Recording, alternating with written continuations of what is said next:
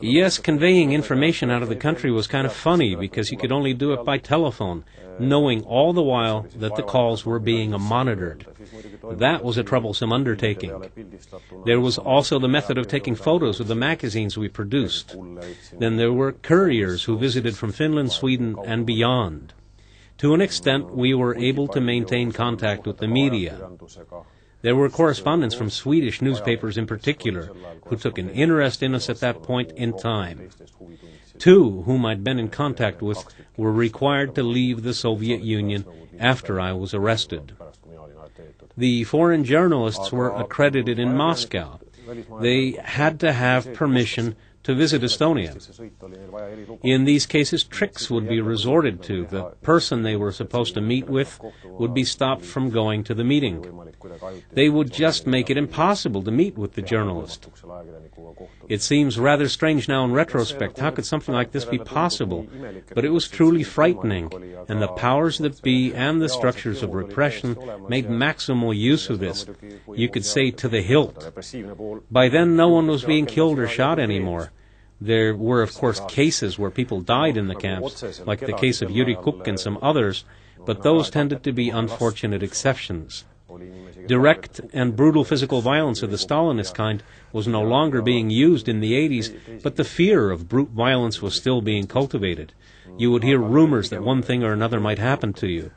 Now that time has passed, it seems safe to say that it couldn't really have happened, but... Aga samas kultiveeriti sellesama toore vägivalla hirmu. Ja nad ikka sealt jõudsid sinuni kuuldused, et sulle võib juhtuda see või teine või kolmas. Ja nüüd tagantjärgi on hea tark olla, et ei saanud ju juhtuda, aga nojah. Ja minu jaoks oli selles suhtes... For me, a true breakthrough occurred in 1983 on January 13th, when Otto von Habsburg and his colleagues passed a resolution in the Euro Parliament in support of the restoration of Estonian, Latvian, and Lithuanian independence, a decision that was taken in response to a letter signed by 45 Estonian, Latvian, and Lithuanian citizens. After that, the Estonian KGB swung into action. Mart Niklus had already been arrested earlier. A special detachment was dispatched to Tartu. First, Lagle Parek was arrested, then Arvo Pesti, and during the fall, in September of 1983, I was taken into custody. I was charged with anti-Soviet agitation and propaganda under the basis of the second clause of that paragraph, which specified imprisonment for 10 plus 5, and that was the sentence that was passed. 10 years in a special regime camp plus 5 years in banishment. If the Soviet Union hadn't disintegrated, I wouldn't have been released until 1998. In Tallinn, before being sent to the camps on the first occasion, the KGB workers who sent me off to bear my sentence said, "You'll do your time and return. Do your time like the others. Nothing really bad will happen." This time they said, "You're not going to come back from there alive, you filthy swine." Siis need KGB-lased ja kes teele saatsid, ütlesid, et kui varem oli öeldud, et istud oma aja ära, tuled tagasi, elad nagu teised, ei juhtu midagi, siis nüüd ütlesid, et no nüüd sa raisk sealt enam elusana tagasi ei tule. At the end of the 60s, a new type of resistance began to take shape in Estonia. Critics of the regime tried to selflessly inform the world that Estonia was occupied and bereft of human rights. A memorandum to the UN was written in 1972, followed by the Baltic Appeal on August 23, 1979. Estonian freedom fighters maintained contact with other dissidents in the Baltic states, Moscow, and Leningrad. However, the movement against the mining of phosphorite in Virumaa province, which came sharply to the fore due to a television broadcast on February 25, 1987, turned into a public action.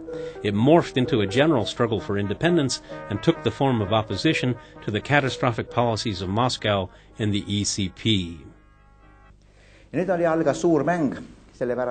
A great game now began. At the outset, the people were opposed to open pit mining at Toolse.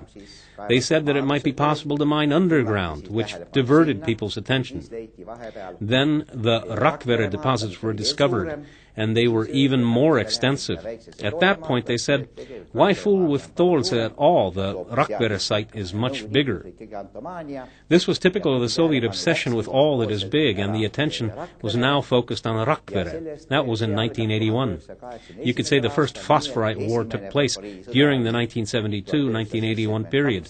That was the really difficult struggle. And the next phase was from 1981 to 1987.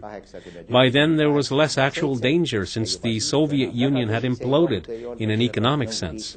At that stage, enough evidence had been amassed to prove that mining the phosphorite would have been impossible in any event. What would have transpired if we'd begun mining the Rakvere deposits, which are really enormous? The thickness of the phosphorite layer there at its deepest is 12.1 meters. Think about that. Up to 12.1 meters of phosphorite, with average readings of 5 meters. Had this actually been done, much of northeastern Estonia would have dried up, because mining requires that the water be pumped out. We would have been left with the mining cavities. The Rakvere region is also our best farming area. All of this would have caused a lot of pollution, and on top of that, it would have meant the arrival of an enormous number of immigrants. You will recall that a city designed to house 20,000 people would have sprung up next to Rakvere.